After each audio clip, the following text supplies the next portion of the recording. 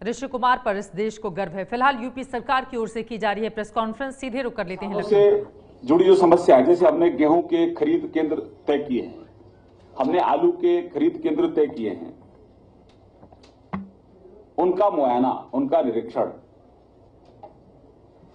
कानून व्यवस्था सुचारू रूप से चले, बहुत बड़ा इशू है, बहुत बड़ा मुद्दा है।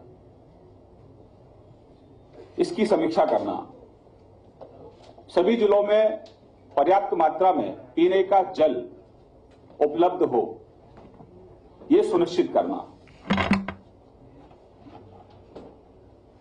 बेसिक शिक्षा में बहुत सुधार की आवश्यकता है, स्कूलों में जाकर उसका निरीक्षण करना,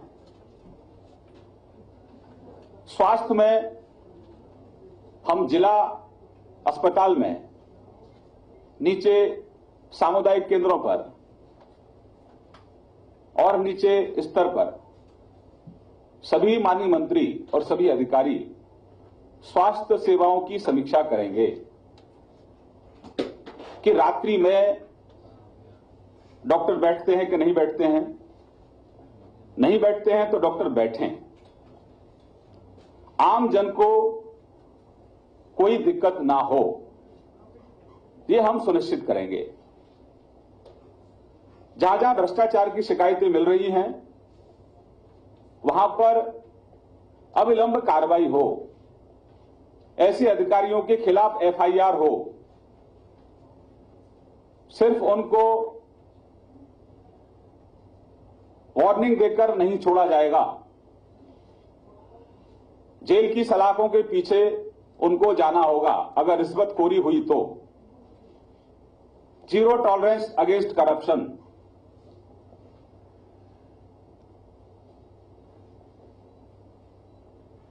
बिजली से जुड़ी समस्याओं के लिए अगर उपभोक्ता किसी भी अधिकारी से फोन पे बात करते हैं तो संयम से उपभोक्ता को सुनना, समय सीमा के अंदर उस शिकायत का निवारण करना, ये आदेश माननीय मुख्यमंत्री जी के हैं। सभी गांव में रात्रि 7 बजे से लेकर सुबह 5 बजे तक बिजली रहे, यह सभी अधिकारी, सभी डिस्कॉम सुनिश्चित करें। अगर आंधी से, तूफान से, ओलावृष्टि से कहीं तार टूटते हैं, खंभे गिरते हैं, तो समय रहते वहां पर काम करना और बिजली को सुचारू रूप से बिजली लोगों तक पहुंचे, इसकी व्यवस्था करना।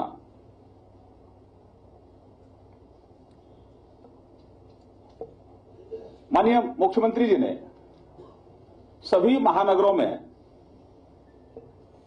सभी नगर आयुक्तों को ये आदेश भी जारी किए हैं कि स्वच्छता का विशेष ध्यान रखा जाए।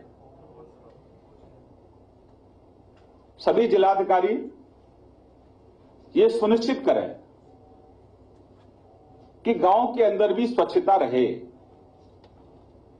ग्राम प्रधान के साथ मिलकर एक टोली बनाएं, जो गांव के अंदर जो समस्याएं हैं उनका निस्तारण हो और गांव में स्वच्छता रहे। एक जन सहभागी के साथ स्वच्छता को और जल संरक्षण को जन आंदोलन का स्वरूप दें। स्वच्छता एक जन आंदोलन बन चुका है, जल संरक्षण भी एक जन आंदोलन बने, क्योंकि बिना जन सहभागिता के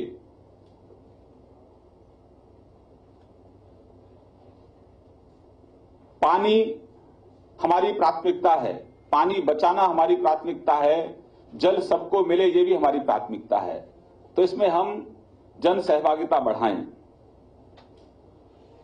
ये भी आग्रह किया गया है कि हम प्लास्टिक, जिन महानगरों में प्लास्टिक की प्लेट्स, प्लास्टिक के कप या पॉलीथीन का उपयोग होता है, वहां पर भी एक अभियान के तहत जनता का सहयोग लेकर उन सभी महानगरों को प्लास्टिक और पॉलीथीन से फ्री करें। ये इसलिए है अभियान कि अभी आने वाले समय में बारिश होगी और बारिश से पूर्व सभी निगम आयुक्त, सभी जिला अधिकारी ये सुनिश्चित करें कि शहरों में जल भराव की समस्या ना हो। उससे पूर्व ही नालियों की सफाई, नालों की सफाई सुनिश्चित करें। संज्ञान में यह आया कि नालों में और नालियों में सबसे ज्यादा जो रुकावट होती है पानी की, वो प्लास्टिक की प्लेट्स है, कप्स है, गिलास हैं या पॉलीथीन है। उनके कारण बहुत ज्यादा रुकावट होती है। तो इसका भी एक हम अभियान चलाएं, एक जागरूकता का अभियान चलाएं और उसमें जन सहभागिता सुनिश्चित करें।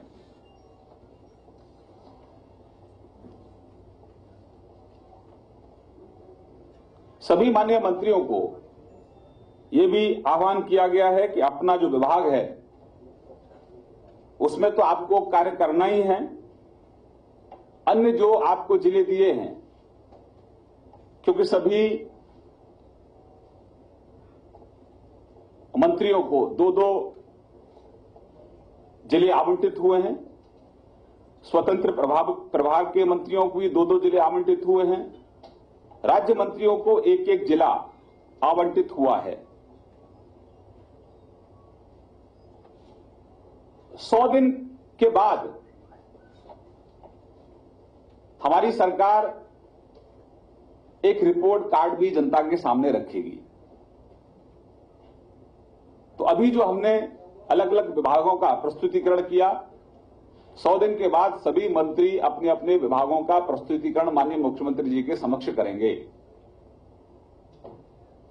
और जिन जिन विभागों को जो टास्क दिया है वह टास्क हमको समय के रहते पूरा करना है। संगठन और सरकार का समन्वय ठीक हो, उसके लिए कोर ग्रुप बना है, उसकी नियमित रूप से बैठक होगी। सभी माननीय मंत्रियों को यह भी आग्रह किया गया है कि एक मंत्री हर दिन भारतीय जनता पार्टी के कार्यालय में जो लखनऊ में है वहां पर 2 घंटे जन सुनवाई करें। उसमें सबको डेट सुनिश्चित की गई है। माननीय मुख्यमंत्री जी के आवास पर जन सुनवाई लगातार चलती रहेगी। मुख्यमंत्री जी के प्रवास के दौरान या मुख्यमंत्री जी की व्यस्तता के दौरान नियमित रूप से एक राज्य मंत्री जन सुनवाई में सहभागी होंगे। अधिकारी वहां रहेंगे ही और जो जो जनता की समस्याएं हैं अविलंब जिन समस्याओं का समाधान ऑन द स्पॉट होना है ऑन द स्पॉट हो। जिन जिन जिलों से समस्याएं आ रही हैं उन जिलों तक पहुंचे। माननीय मुख्यमंत्री जी ने यह भी आदेश दिया है कि थाना दिवस पर सभी थानों में थाना प्रभारी जनता से मिलें। तहसील दिवस पर तहसील पर सभी अधिकारी और मंत्रियों का अगर वहां प्रवास है तो मंत्री भी उस तहसील दिवस में उपस्थित रहकर उस तहसील की जो भी समस्याएं हैं उन समस्याओं का निराकरण करें, जनता से मिलें, जनता की सुनवाई में सहभागिता रखें। माननीय मुख्यमंत्री जी ने यह भी सुनिश्चित किया है कि मुख्यमंत्री आवास पर जिन जिन जिलों से ज्यादा शिकायतें आएंगी उन जिलों के अधिकारियों से, डीएम से और एसएसपी से या अन्य कोई और विभाग से ज्यादा शिकायत आएंगी तो उनको भी यहां पर बुलाकर तलब किया जाएगा और उनसे सवाल भी पूछा जाएगा कि आखिरकार आपके जिले की समस्याएं लखनऊ तक क्यों आ रही हैं, उनका निपटारा नीचे स्तर पर क्यों नहीं हो रहा है। सरकार प्रोएक्टिव दिखे, सरकार विजिबल दिखे। इसीलिए सभी अधिकारियों को यह भी दिशा निर्देश दिया गया है कि कहीं पर भी कोई घटना घटित हो, अविलंब अधिकारियों को घटना स्थल पर उपस्थित रहना चाहिए और मुख्यमंत्री जी के कार्यालय को वहां की घटना के बारे में तुरंत जानकारी देनी चाहिए। जहां जहां पर यह लापरवाही बरती जाएगी, उन अधिकारियों के खिलाफ कार्रवाई भी की जाएगी। लापरवाही किसी भी स्तर पर स्वीकार नहीं की जाएगी। संज्ञान में यह आया है कि घटनाएं घटित हो जाती हैं और घटना स्थल पर कोई अधिकारी नहीं पहुंचता है। ये सरकार जनता की सरकार है, ये सरकार सबकी सरकार है। बिना किसी भेदभाव के समस्याओं का समाधान निचले स्तर पर हो, ये सुनिश्चित सभी माननीय मंत्री और सभी अधिकारी सुनिश्चित करें।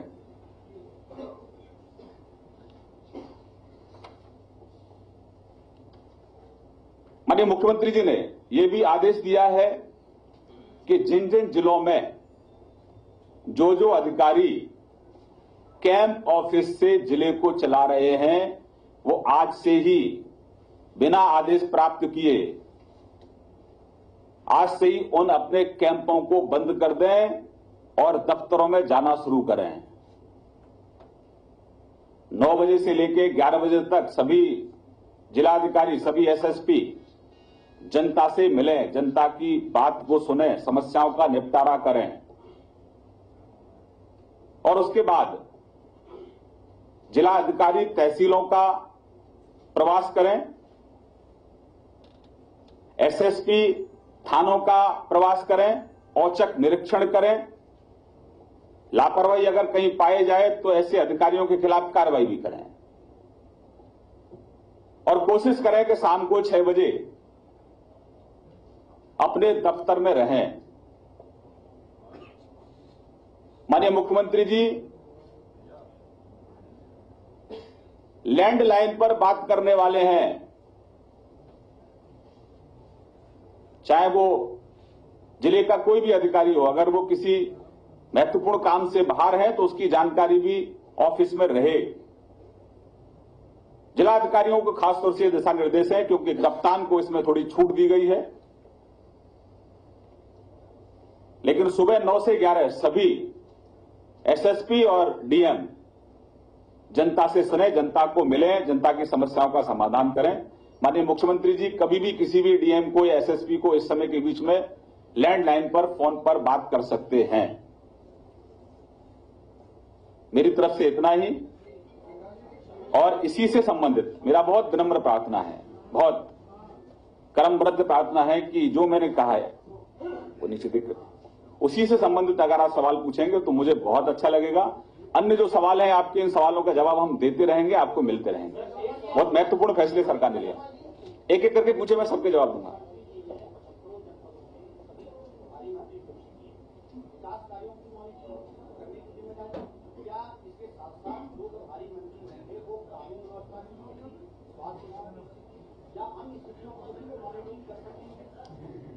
मैंने बहुत स्पष्टता से इस बात को रखा है। अपने जिले के अंदर जिन जिलों का, जिन माननीय मंत्रियों को प्रभार दिया है, प्रभार इसीलिए दिया है, जिन इश्यूज को मैंने आपके सामने रखा है, वो हर विषय की समीक्षा करने के लिए उनको अधिकार है। लेकिन उसमें यह भी रखा गया है कि बातचीत में भी हम संयम रखें। अगर कहीं कोई अधिकारी जनहित में रुकावट पैदा कर रहा है तो उसका संज्ञान लें, ये सरकार एक्शन भी लेगी, लेकिन संयम रखें, क्योंकि हमसे लोगों की बहुत अपेक्षा है।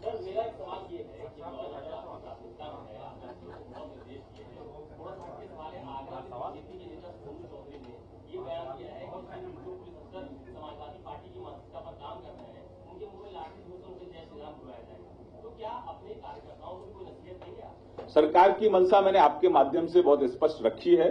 जहां तक आपके सवाल जो आपने पूछा है उसका संज्ञान हमने लिया है। हम पार्टी के स्तर पर भी ये हम सुनिश्चित कर रहे हैं कि जो पूर्ववर्ती सरकार के कार्यकर्ताओं की शब्दावली रहती थी वह अपने कार्यकर्ताओं की शब्दावली ना हो, ये हम सुनिश्चित करेंगे। इसके अलावा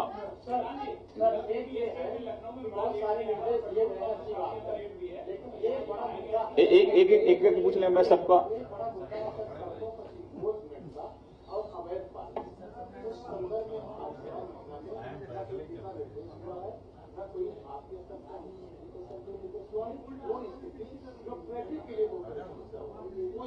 निश्चित रूप से एक बहुत महत्वपूर्ण सवाल आपने पूछा है और ये सरकार के संज्ञान में है। आने वाले समय में हम दोबारा जब मिलेंगे तो निश्चित रूप से इस मुद्दे को हम लोग एड्रेस करेंगे। एक मिनट आप एक मिनट पूछिए, एक मिनट पूछो, एक एक करके आप तय कर लो कौन पूछेगा।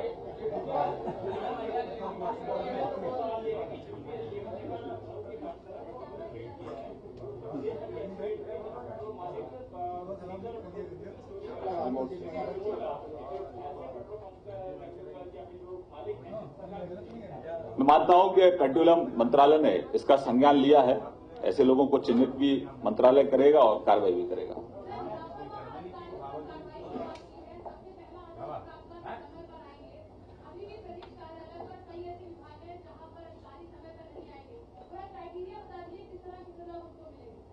देखिए, सबको आह्वान किया गया है उत्तर प्रदेश को उत्तम प्रदेश बनाने के लिए हम सब लोग मिलकर चलें और अगर कहीं आदेशों का पालन नहीं होगा, लगातार उल्लंघन होता रहेगा तो सब लोग वाकिफ हैं कि ऐसे लोगों के खिलाफ क्या कार्रवाई होगी। लेकिन अभी सबको मौका दिया जा रहा है, सब मिलकर चलें और क्योंकि अब सरकार में आप हैं, आप किसी विभाग में आपको दायित्व दिया गया है, आप किसी एक विशेष पद पर हैं तो आपकी जिम्मेदारी बनती है कि आप समय पर पहुंचें। अभी सबको सिर्फ निवेदन किया जा रहा है और निवेदन अगर किसी को स्वीकार नहीं होगा और बार बार फिर उल्लंघन करते रहेंगे तो उसके बाद भी हमारे पास और भी कुछ है करने के लिए। विषय आ गया भैया, एक केंद्र सरकार से जुड़ा विषय है, पेट्रोलियम मंत्रालय इसका संज्ञान ले रहा है। तो मैंने बता दिया, निवेदन कर दिया। एक सवाल को 2 बार पूछने से आप जो और सवाल पूछने वाले हैं, आपका सवाल बहुत अच्छा है, जदीद से जुड़ा है, मैं उसको एड्रेस कर चुका हूं।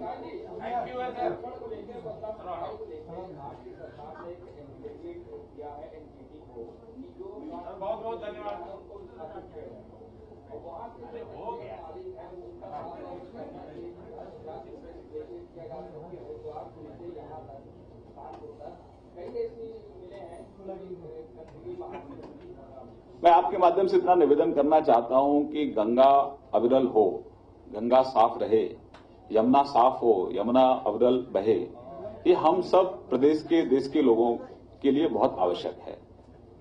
और इसमें जो आरोप आप जिनके माध्यम से आप पूछ रहे हैं वो बिल्कुल बेबुनियाद आरोप है।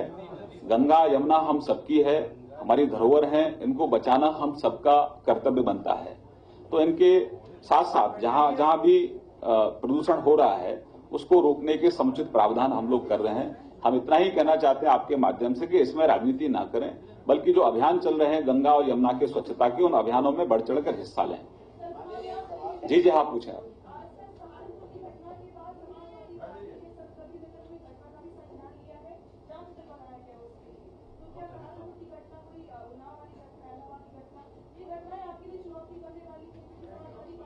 मैं समाजवादी पार्टी हो या बहुजन समाजवादी पार्टी हो, यही प्रदेश की जनता है जिस जनता ने 15 साल उनको दिए और 15 साल में उन्होंने क्या क्या किया ये भी जनता जानती है। पत्रकार जगत में जितने भी हमारे मित्र हैं वो सब जानते हैं। हम इतना ही कहना चाहते हैं श्रीमान अखिलेश यादव जी से और उनकी भुआ जी से कि विचलित ना हो।